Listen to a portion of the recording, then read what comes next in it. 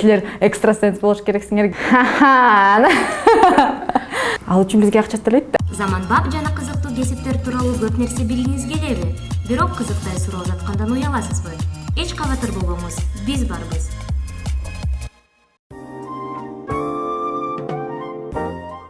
Негизинен психологко ар кандай адамдар кайрылат. Ошол эле патологиясы бар адамдар, анан андай диагнозу жок адамдар дагы. Негизинен психологдор диагнозу жок адамдар менен иштейт.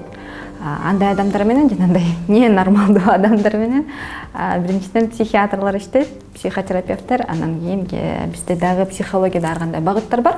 Анын ичинде клинический психолог деп коет, клиникалык психолог иштейт. Кандай сезонный депрессия деп коет. Кандайдыр мезгилде кээинки гормондор күчөп кетиш мүмкүн, ошол кезде кайрылыш мүмкүн көбүрөөк. Бизде сезон болду деп айтсам, бул сентябрда. Анткени балдар мектепке барганда ата-энелер балам минтип атат, дегинтип атат, кантип дайынданам деп алар дагы өздөрү стресс болгондон. Азыр ойлонуп көрсөм, ошол сентябрь айы бизге сезон болуш керек.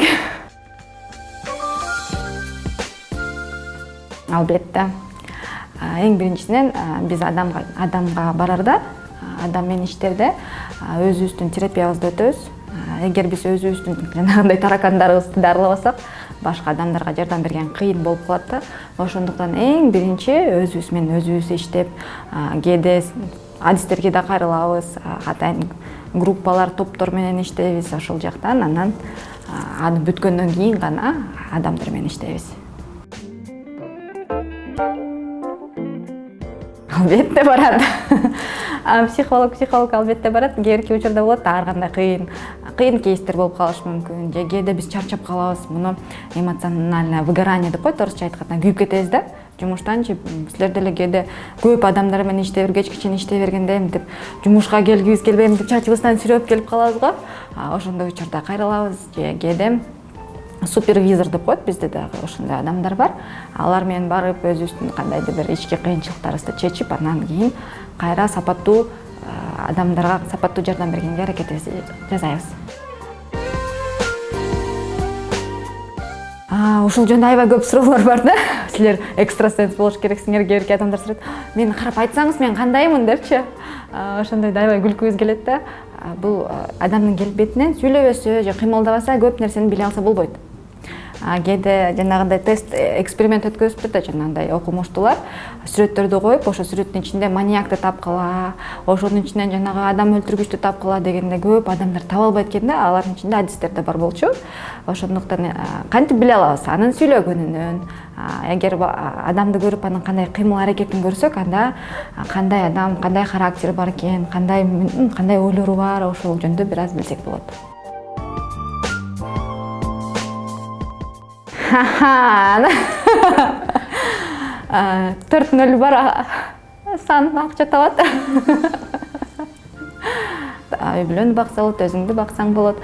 Эң биринчиден кайсыл гана тарапта болбосун, бул жөн гана психология эмес, башка тарапта деле, башка багыттарда деле, эгер сен жумушуңду так билсең, жакшы аткарсаң, баардык жактан эле жакшы акча тапсаң болот. Анан азыркы учурда эгер бааны сурасаңар, бир консультация 1 саат болот, 1 саат 1,5 миң сом турат. Анан санай бергиле да. Мен миллионер болуп кетем го жакындан.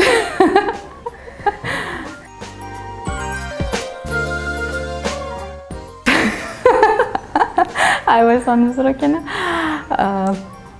Албетте угабыз да.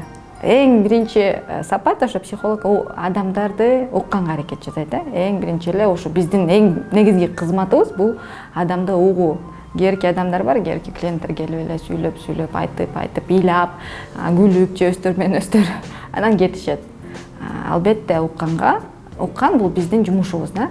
Анан адамдар жөн гана айтып бербейт, алар жанагындай эмоциялар менен айтып берет, күйүп-бышып айтып берет. Анан аларды укпайм десең дагы кара эле өзүң уга бересиң да. Угабыз, коркпогула.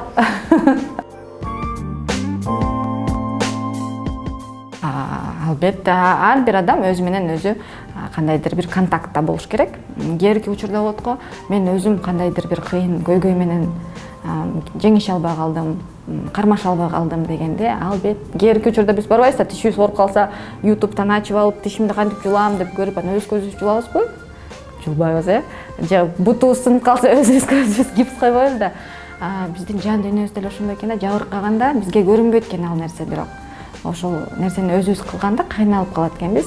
Анан кыргыздарда сөз бар го, чымчык сойсоң дагы касапчы сойсун дегендей эле да. Ошондуктан адистерге кайрылган бул жакшы. Анан ар бир адам өзү тандайт. Кээде болот бизге апасы же атасы же эжелери, карындаштары алып келет да, бул адам мындай болуп атат, тигиндей болуп атат. Ал өзү каалабаса, эч ким ага жардам бере албайт да. Ошондуктан эң жакшы, жана сиз суроо бербедизби, өзү түшүнүш керек да, кайсыл учурда мага жардам керек деген. Ал үчүн бизге акча төлөйт да. Эң негизги бизде жанагындай эрежелер бар да. Алардын ичинде ошо конфиденциальность деп коет. Бир адам келип бизге бирдеме айтканда, аны сыртка чыгарганга бизде укугубуз жок. Эң биринчи эле биз сүйлөшөбүз да.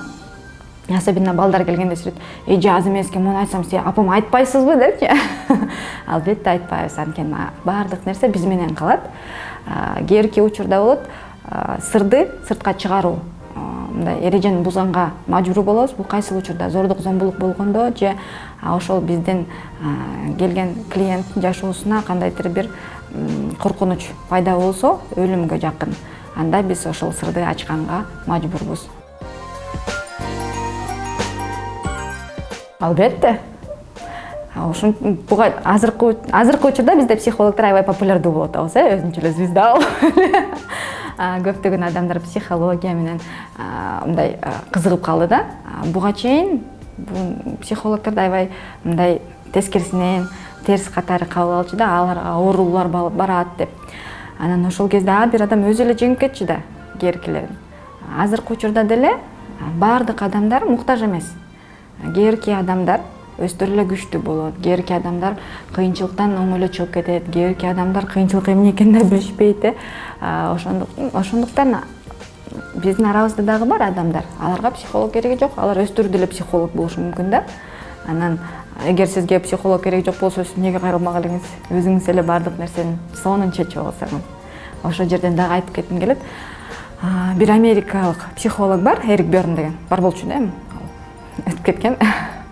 Ошол айтат эле да, ар бир адам бул дүйнөгө келгенде чечим кабыл алганды билет, кыйынчылыкты жеңгенди билет, өзүнүн жашоосун туура куруп кеткенге мындай эрки анан күчү жетет деп айткан да. Мен да ошого ишенем.